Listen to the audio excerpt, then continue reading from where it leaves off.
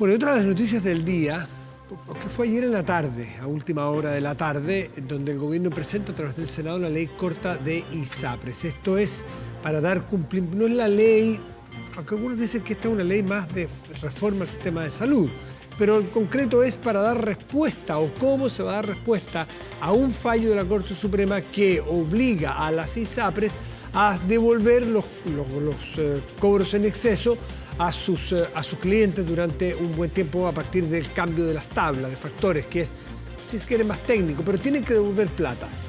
¿Y cómo se va a hacer? Para eso el gobierno entrega una ley corta, pero tiene muchos más elementos que vamos a tratar de entender. Para eso saludamos y le damos la bienvenida a Patricio Fernández, ex superintendente superintendente justamente de salud y abogado. Hoy día está académico, hoy día en el ejercicio libre de la profesión, ya no tiene el cargo. Patricio, gracias por estar aquí, muy buenas noches. Muy buenas noches, Matías, gracias por la invitación. Se buscaba una fórmula para, ya había un plazo, estaba creo que a 20 días de cumplirse ese plazo, cómo se va a pagar a las personas a las cuales se les cobró de más.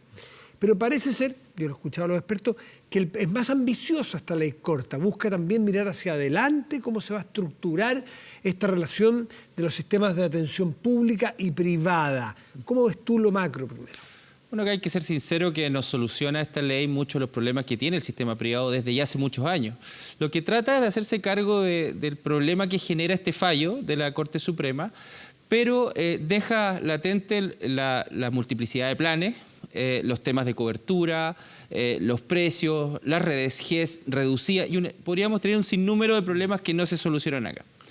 El gobierno lo que hace acá es tratar de suplir o pensar que frente a una caída del sistema de ISAPRES le busca una solución a las personas que están en ISAPRES hoy día, si es que forzadamente o forzosamente tienen que terminar en FONASA. Lo hace fortaleciendo FONASA, buscando seguros complementarios para quienes vengan a FONASA. Sí, acá también hay que ser sincero, porque no es un fortalecimiento propiamente tal del FONASA, ¿no? Digamos, no se fortalece ni presupuestariamente, ni se fortalece desde el punto de vista de la estructura, no. O sea, acá simplemente lo que hace es dar facultades al FONASA para intermediar la contratación de seguros complementarios. Abrir licitaciones a los privados para que ustedes, que son mis... ¿cómo se llaman? No son clientes, mis asegurados FONASA. ¿Beneficiarios? Sí. Beneficiarios FONASA. Yo les voy a buscar en el mercado una licitación para comprar planes de seguros privados para poder tener coberturas también en prestadores privados. ¿No es así? Correcto. Pero acá, primer punto, decir que no es para todos los beneficiarios del FONASA. Solamente para quienes estén en los grupos B, C y D, es decir, quienes hoy día pueden acceder a la modalidad de libre elección. Por lo tanto, desde ya hay una diferencia con el grupo A que quedaría fuera de esta posibilidad. Los grupos A son indigentes, muchas veces gente de menores recursos. Sí, y también personas que están en trabajos informales, que hay otro tema. Perfecto. Bueno, en relación a eso, lo que hace intermedia estos seguros y quienes lo puedan pagar, porque se van a establecer primas y además se van a hacer convenios con grupos de prestadores, quienes puedan pagar esas primas van a estar asegurados y van a tener una mejor cobertura. El informe financiero, el proyecto de ley señala que el FONASA va a bonificar lo mismo que bonifica para la modalidad de libre elección, lo va a hacer en esta modalidad de cobertura complementaria, no se van a aumentar las coberturas en ese sentido. Por lo tanto, la solución un poco también va a salir del bolsillo de las personas. Porque estas personas que se van de ISAPRE, sea por el motivo que sea, que ya hay una fuga importante porque no pueden pagar los planes, se están yendo al FONASA, de su bolsillo van a pagar la prima y de su bolsillo van a tener que seguir asumiendo el copago porque no se habla nada de los precios acá.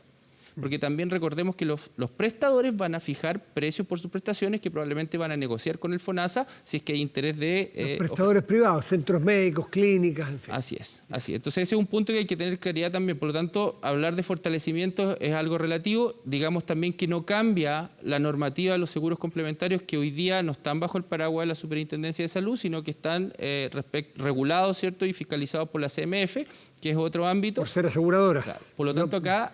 Si de aprobarse esta ley, el FONASA va a tener que ser muy cuidadoso en la forma como esas bases de licitación van a resguardar los derechos de las personas. Se confirmó que la deuda que tienen las ISAPRES con sus beneficiarios es en torno a los 1.400 millones de dólares. Está dado un peso, pero cálculo acá, tipo cambio de hoy, 1.400 millones de dólares. Esa cifra, las ISAPRES ya dijeron que cuando primero se filtró, si esa es, dijeron, imposible que la paguemos. Y ahí viene todo entonces el temor de algunos especialistas, creo que si tú lo compartes, a que en definitiva el sistema de prestación privada de aseguramiento, o sea, la ISAPRE, pueda colapsar. Tú, por tu experiencia técnica, ¿te parece que hay un riesgo de eso? Sí, absolutamente, eso es así. Porque, a ver, el cálculo que hace la superintendencia es un cálculo retrospectivo, sí, que lo toma de abril del 2020 a la fecha de ejecución del fallo, que es el 20 de noviembre del 2022. Luego le suma 6 meses más, que es hasta mayo del 2023. Por lo tanto, es un monto que se acota ese plazo, que va a seguir aumentando en la medida que no se apruebe el proyecto de ley. Y ese monto, que lo sitúa en 1.121.615 millones de pesos. 1.000 millones de millones. Claro, que equivale a un 35% de los ingresos del año completo del sistema de ISAPRE, es sin duda un monto imposible de asumir. ¿Y por qué? Porque señala además la ley que una vez que se dicta la regulación correspondiente, se van a ajustar los planes a la nueva tabla. Por lo tanto, va a haber una baja, una disminución en los ingresos. Le estoy diciendo a la ISAPRE es que con menos ingresos que los que tienen hoy día van a tener que asumir esta deuda. Que si uno la sitúa así, a simple vista, en 37 meses, que pueden ser lo mismo que calcularon, estamos hablando de 30.000 millones de pesos mensuales. Por lo tanto, una cifra absolutamente imposible para el sistema de asumir, y la única solución, si es que se mantiene eso, es extender casi irrisoriamente el plazo, y que las personas obviamente no van a tolerar un plazo de evolución tan extenso. Pero esa es la única solución. Estuve conversando hoy en la tarde con la ministra en la entrevista, y la solución es buscar todas las posibilidades, porque está en el espíritu del proyecto de ley resguardar la estabilidad financiera de las ISAPRES. No es porque se quiera salvar a las ISAPRES, porque alguien tenga algún interés particular en ellas, sino porque prestan un servicio a 3 millones de personas que están o que no pueden quedar a la deriva, y que tampoco los puede asumir el sector público, porque, bueno, las filas que hay ya sabemos. Entonces hay un desequilibrio total del sistema sanitario chileno, si es que quebran. ¿Tú ves que puede ser así? Sí, y puede ser aún más grave si en los próximos meses los fallos de la Corte Suprema, que están ahí para resolución por materia GES, disponen una disminución del precio GES fijado el año pasado por la ISAPRE. O sea, los cálculos que se entregan hoy día pueden aún ser más graves si es que la Corte Suprema nuevamente asume un fallo en términos generales y no respecto a las personas que interpusieron los recursos de protección. Entonces, el tema es realmente complejo. Si la solución pasa por mayor plazo, las personas claramente van a tener que entender que esa devolución puede ser eventual y puede ser en mucho tiempo, una forma también de hacer el ajuste de expectativa respecto a lo que está ocurriendo. Y lo otro es que necesariamente hay que buscar otras herramientas como, por ejemplo, mayor contención de costos, ver cómo está el tema de las licencias médicas. El tema de las licencias médicas es un proyecto de ley que se tiene ya que aprobar, porque más del 30% de los ingresos de la ISAPRE y del FONASA se van al pago de licencias médicas. Ahí tenemos un problema muy complejo de financiamiento. Por lo tanto, esto hay que mirarlo de una forma sistémica, y si es que se mantiene esta interpretación, claramente, acá hay que ser sincero, que el sistema está en riesgo. Y lo que está ocurriendo con el proyecto de ley es simplemente postergar los efectos, es decir, puede que los efectos se vean de aquí a el plazo que se establezca como plan de devolución, pero va a ser un problema que va a existir en las administraciones siguientes.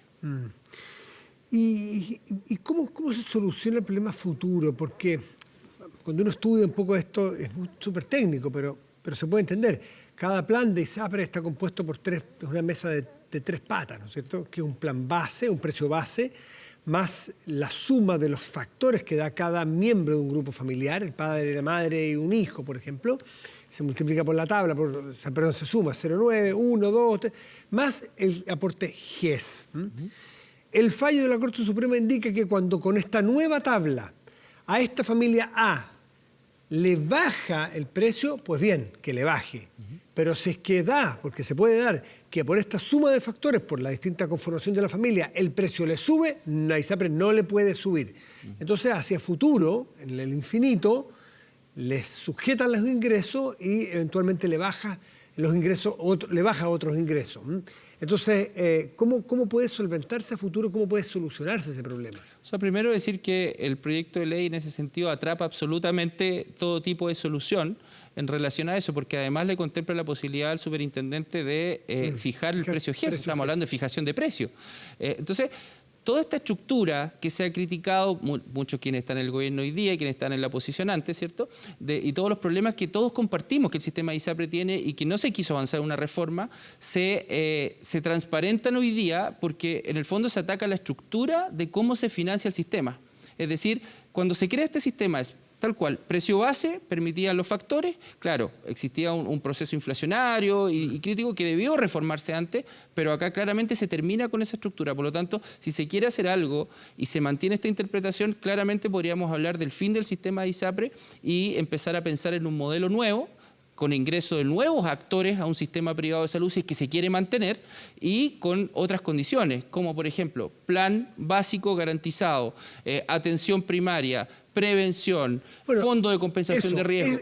Esas son las cosas que permiten tener un sistema privado que sea sustentable en el tiempo. ¿Qué pasa si las ISAPRES dejan de ser los prestadores que hoy día son, o los aseguradores más bien, que hoy día son, porque no son, los prestadores son los que hacen las atenciones, dejan de ser los aseguradores que hoy son y se ponen aseguradores en otra etapa? Es decir, todos nos vamos a un plan básico, se ha hablado muchas veces, todos con nuestro 7%, y a partir de eso el que pueda o el que quiera compra un seguro y puede ir a esa misma empresa o a muchas más a comprar seguros puntuales, que en muchos países ocurre eso. ¿Qué pasaría en la transición con las personas que están en tratamiento hoy día en sus ISAPRE, que están con, qué sé yo, diálisis, tratamientos de cáncer y tratamientos que son delicados, caros y que no se pueden interrumpir? ¿Cómo se puede hacer una transición? Bueno, primero que todo, tenemos que abrir un poco acá la manera de pensar quizá, y también el mismo Poder Ejecutivo dejar de pensar como única solución sobrecargar el sistema público. Es imposible pensar en un seguro único, con un sistema único público de salud, por ejemplo, si yo digo que tengo 30 días de ausentismo en promedio en los prestadores públicos. O sea, hoy día necesito los prestadores privados, primera cosa, por definición. Perdón, 30 días de ausentismo en los prestadores públicos, en los hospitales. No, en los hospitales. Ese es hoy día el promedio de ausentismo de los funcionarios públicos de salud. Por lo tanto, ¿cómo yo voy a hablar de un sistema único con prestadores públicos, ¿cierto?, fortalecidos con ese tipo de gestión? ¿Por qué se da eso? Bueno, tema de gestión. Eso es gestión. Eso es gestión. Simplemente, ¿qué está pasando con el reclutamiento? Si voy al análisis de las licencias que más existen en el sistema público, son las licencias cortas, de 1 a 3 días, y de gente joven. Entonces tengo un problema cultural y de cómo estoy viendo el ingreso, etcétera, una serie de cosas que no se hacen. Bueno, ese como dato. Segundo, este tema de del traspaso eventualmente, y pensar que solo el sistema público es una vía, pensemos que hay en FONASA 6 millones de personas se atienden en la modalidad libre elección y 3,5 millones de esas personas solo se atienden en prestadores privados. Por lo tanto, FONASA tiene 15 millones de... que compran, porque sí es, le compran servicios a prestadores privados, después tiene que pagarlo FONASA. 60% en prestadores privados mezclados, y de esos la mitad... La mitad se atiende exclusivamente en prestadores privados. Siendo FONASA en alguna clínica. O sea, no se atienden en ningún hospital, digamos. Por lo tanto, esos son los números que hay que cuidar, en el sentido de que los prestadores privados hay que tratar de mantener eso. Segundo, el tema del ingreso de nuevos actores es absolutamente necesario hoy día en el sistema asegurador. Pero no pensar que solamente un seguro público es esa solución. ¿Qué está pasando en el mundo? Donde hay una mayor inversión pública, donde se crea un seguro único y público, se producen ciertos beneficios, como por ejemplo, baja el gasto de bolsillo, eso es evidente, pero se genera otro problema, que son las listas de espera, que se está viviendo en muchos países del mundo eso, y están proliferando los seguros complementarios. Acá estamos forzando una mezcla de conceptos, que el seguro público tenga relaciones comerciales con seguros complementarios, y no solucionamos el problema de bolsillo de las personas. Y esto, insisto, lo que hay que hacer acá es avanzar en un sistema de seguridad mixto, que es el que parece que predomina en Chile, que es el que la mayoría de los chilenos quiere mantener, pero que sea sustentable en el tiempo. Si estas ISAPRES que están hoy día y que no van a poder soportar un reintegro, una devolución, ya hay que asumir que eso va a ocurrir y hay que tomar los resguardos para que no sea una caída masiva. Las personas que están en tratamiento hoy día hay que resguardar los traspasos de cartera, hay que resguardar los tratamientos, su continuidad. Sí. Pero el problema, ¿cuál va a ser, Matías? Que si se plantea que en 36 meses este sistema termina, ¿qué va a pasar en el tiempo intermedio? Si ya estamos viendo tasas de rechazo de licencias médicas históricas, estamos viendo plazos de reembolso históricos, términos de convenio, por lo tanto, ahí vamos a necesitar un fiscalizador muy fuerte, muy potente, porque claramente le estoy diciendo a estos señores, usted no va a poder tener utilidades, no va a poder seguir existiendo por 3 años, y eso hay que asumirlo. Patricio Fernández, ex superintendente de salud, en uno de los temas más peleagudos por la magnitud, por el tamaño del problema que se está tratando de abordar con esta ley, y porque lo que se está tratando, cuando se habla de Transantiago, por ejemplo, que es una comparación que muchos hacen, es un tema delicado, por supuesto, porque es el transporte, transporte público de las personas, pero en este otro caso se está hablando de la salud de las personas. Podemos entender que es más grave, más delicado aún. Por eso la ley requiere una pronta discusión y soluciones. Patricio, muchas gracias. Muchas gracias. Muy bien. Muy bien.